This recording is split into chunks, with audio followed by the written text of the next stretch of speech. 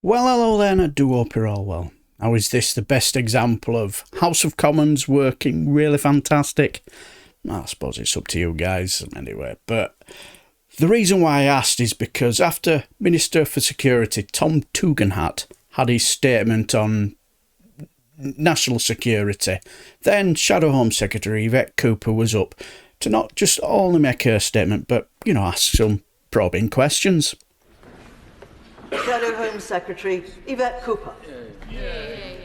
Thank you, Madam Deputy Speaker. Can I welcome the statement from the Security Minister? I know this is an issue which he personally takes very seriously. It is the first job of every government to defend our national security from hostile states who wish to do our country harm and who strain every sinew to do so with the most sophisticated technology and resources, and also from malign actors and extremists, both here and abroad, who want to do us harm and undermine both our democracy and everything that we stand for. And we pay tribute to the remarkable work of our intelligence and security services who work so hard to keep us safe.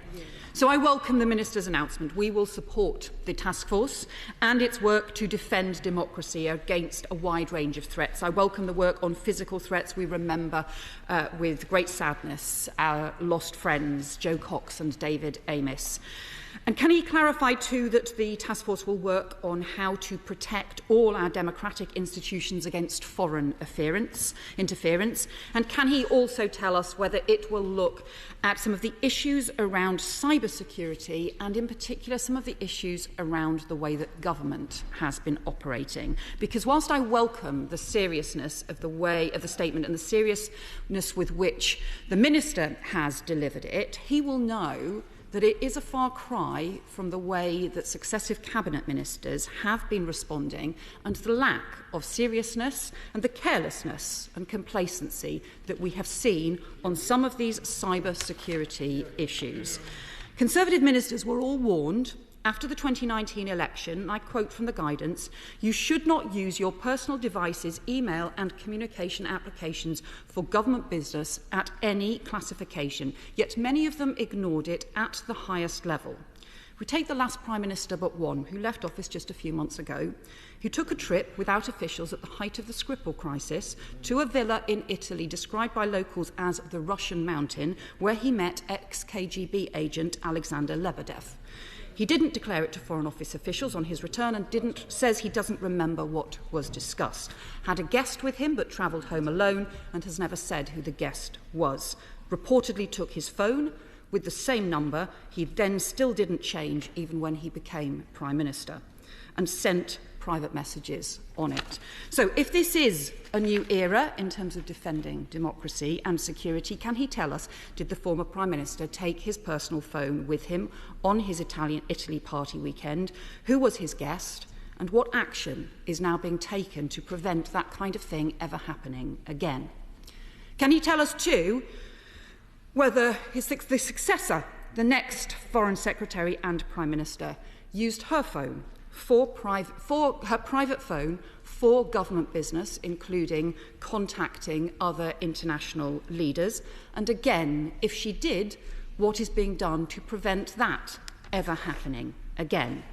And then the questions about the current Prime Minister, who reappointed to the Cabinet someone who was sacked after a leak investigation over Huawei, and reappointed the Home Secretary just 6 days after she was sacked over a security lapse, and who yesterday admitted she had used her personal email not just once but 6 times in the space of 43 days, all apparently because she couldn't make her government IT work properly or didn't have it with her.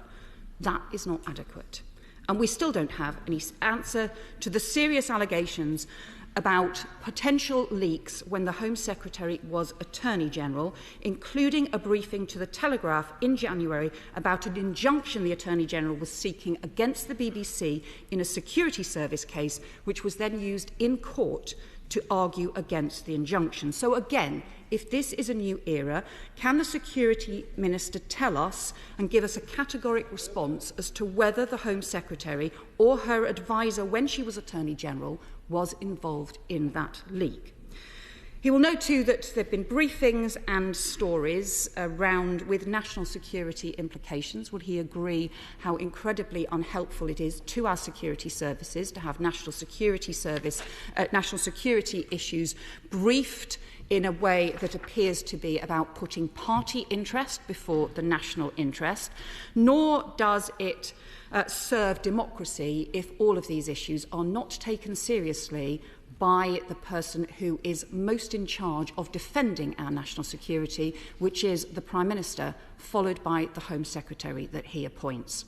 So yes, Madam Deputy Speaker, yes, we will support his task force, but he will need to show us that there is some kind of grip in the government on attitudes towards security right at the heart of this government. When you have one Prime Minister who puts security risk to go to Italy for a party, another who is allegedly using a personal phone for government ministers, and a third who is defending his predecessors and reappointing as Home Secretary someone described on the government's own backbenches as leaky, this undermines our national security, and national security is too important for this kind of chaos. So what will he do to make sure that the government gets a grip? May I thank the Shadow Home Secretary for her very kind comments on joining this task force and assisting with this, because this is clearly not just a matter for the government. As she correctly set forward, there are, all of us in this House have responsibilities and have the potential to be influenced in different ways, and that's why so much of the legislation going through that her honourable friend is being incredibly cooperative on, such as the FERS legislation, is going to help us to address many of these challenges. She's also aware that the National Security Bill, which her shadow government has been very supportive of in so many areas, is an important area in which we're going to be able to challenge some of these different issues. And she's absolutely right to highlight the fact that we all have that responsibility. Sadly, this isn't just a UK matter. Sadly, this isn't just even a single government or a single party matter. The reality is that we have seen the intrusion or the attempted intrusion into different aspects of all of our communications at different points over many, many years. Now, this has grown in importance.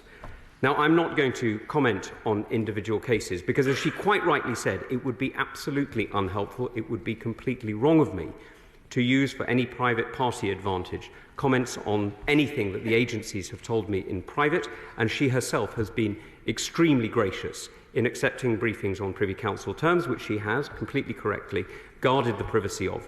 And I know that she has responded to those in exactly the appropriate ways. So may I place on record my enormous thanks to her for her extreme cooperation in what is fundamentally a matter of national security.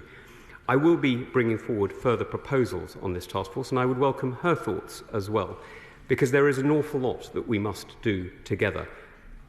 The next few years, sadly, are likely to be more challenging than the last. The indications are not great, as she knows. We need to work together. This is not about one party or one government. This is about defending the right of the British people to choose their future democratically and freely, without the influence of foreign states. Now, the thing is, I thought about adding Tom's statement at the start of this, but it goes on for about 10 minutes long, and the thing is, I just didn't want to overstay my welcome and overload the video and everybody loses interest. But what I liked here was the utmost respect from both ministers towards each other, because they're both serious people, aren't they? And they take whatever they do seriously. And not just that, I can tell he had the utmost respect for Labour MP Holly Lynch as well. You can tell he takes her seriously too. I had a laugh when Yvette Cooper brought up this unserious government's antics with national security. And let's be honest, there's nothing to scoff at when it comes to national security. I just wondered how he would react. Would he descend into the Punch and Judy of politics? I think you'll find Yvette Cooper in 1382 said John Grimbleby of the rotten borough of the Dunny Underworld did da-da-da-da-da-da-da. But he didn't. I think in the end of it, he couldn't really, and possibly it was just a case you've just got to take your medicine, son, haven't you? Now, I know I'll politically disagree with Tom on a lot of things. I'm not a Tory. I will probably have political differences with Yvette and possibly with Holly. But here, thoroughly enjoyed not just the exchanges with these guys, but from everyone in the chamber, because everybody treated Tom seriously and Tom treated them seriously, and they asked him serious questions and they got serious, respectful answers back. Apart from John Deadwood. What a crackhead. Anyway, I'm not going to bore you with anything that idiot had to say, but what do you guys think? Leave your comments below, and until the next time, I shall leave the video here, and until the next time, I shall bid you farewell and take care.